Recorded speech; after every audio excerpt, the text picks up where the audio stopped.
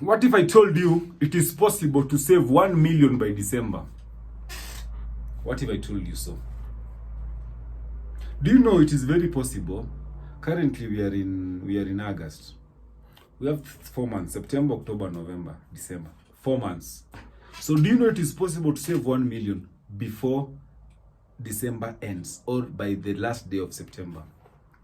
My name is CPA Richard Jobiese, your financial guru, the guy who talks to you about money mastery, the financial consultant who helps you understand your money, how to become abreast on issues to do with financial literacy. Subscribe if you've not. Hit that button and ask me any question. Let's grow together. Thank you. So the first step, define the goal. What is your goal? Definition of the goal can even take 1 hour or less. I want to raise 1 million by 31st December 2025. This is because this money should be used for ABCD. Maybe I want to pay school fees next year. I want to do this. I want to make some house in Shags. I want to do ABCD. It is very important to define your goal. Define it. Just like the book of Habakkuk says, write your vision upon tablets. It is important to define and write it down. That is one. At it also, break down the goal. I want 1 million. So how much can I save in every month? I need at least 250,000. Or I can decide to save 500, 250, 250, and then 10. So break it down. It is important to break it down.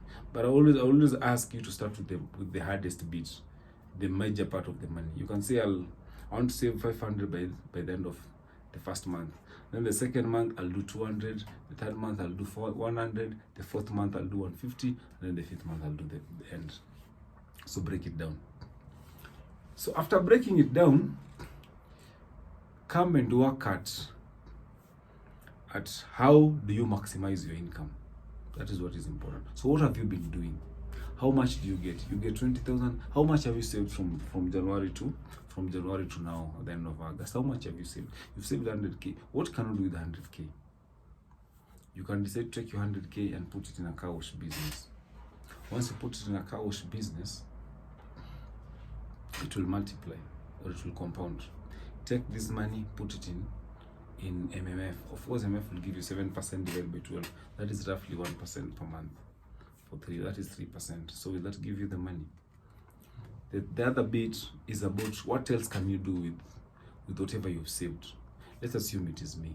I can decide to go into Kamukunji, buy a few utensils at 5 shillings, come sell them at 200 shillings. I am very sure I am able to save at least, or I'm able to make at least 10,000 in every consignment that I bring on board.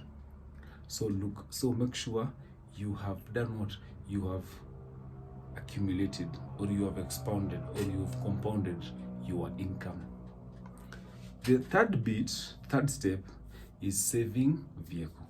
You have to make sure you have a place where you save this money. You can't have this money and put in the same account that you use for your daily expenses. You will eat that money. Make sure this money is put in a different account.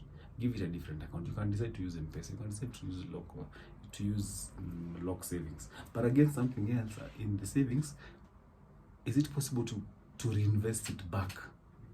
Reinvest it back. You can even decide to do a few clothes for December. Kids are going for holiday in October, November, and December, the end of October. So there will be 2 months of children. What do these children want? They buy sweets. What do they buy? Look at that. That is very important. Number 4, which is very important, you can decide to cut down costs. It is important to look at your expenses. In the list of your expenses, what do you pay that you think you do not need as per now? You've been having Wi-Fi in the house. Are you always in the house or not? Disabled. You've been using your car for daily locomotion, for movement here and there. You're spending 1,000 shillings every day. Why don't you just do PSV? Again, you're having a car that does not consume a lot of fuel. Why don't you convert it to a Bolt? So we are doing what we are cutting down on costs. Because when you cut down on costs, you're going to boost your income. So that is very important. You look at subscriptions. What have you subscribed to? Are they important or are they not important? Do you need them?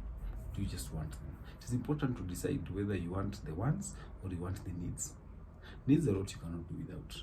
Wants are things that are luxuries. Decide to use them, decide to avoid them. The fifth bit is what we call the accountability and tracking. It is important to have an accountability partner. Have somebody whom you can tell, by the way, I wanted to raise 1 million, I'm doing this. Get a friend, tell the friend, why can't you come into this challenge, so that the two of us are able to save this money. You know, they'll ask you, umefika wapi? Where have you reached? How are you faring? What are you doing? What are you doing? So that is very important. So getting an accountability partner will help you. Because once you get an accountability partner, you know you are responsible. You have to ask some questions. I mean, even in the Bible, most of our kings, from David and Saul, they had accountability partners who were the priests, the prophets. And these prophets used to ask them questions. When David messed up, I remember the prophet asked David, "You're able to get so many women out there. Why did you just go for this Uriah's wife?" So once you have an accountability partner, it keeps you in check. It helps you a lot. It helps you. Because at the end of the day, it is very hard to be faithful with your money. Just like the Bible says, for the heart of man is deceitful. Only God understands. Sometimes you can also cheat yourself. You can also lie to yourself. So getting an accountability partner will help you just stay in check, understand a few things, and how to run things. The last one is a parting shot, which is, all this is not mere luck, but there has to be planning, there has to be discipline, and you must use the right tools, the right people, the correct environment. Hakuna kubatisha. You must work at it. You must work at it. Even the Bible says, whoever finds look at a diligent man, straighten all his ways, he'll be successful. So when you're diligent with whatever you're doing, when you're faithful with whatever you're doing, when you're having planning, discipline, you know, at times you don't need motivation, you only need discipline, because the motivation is seasonal, but discipline is there for life. Thank you so much. And if you want an accountability partner, if you want a friend who will help you invest that small money you have, or that money you have, so that you are able to raise 1 million at the end of the year, reach out to me. Your plug, CP Richard Jobeze. God bless you, and do not forget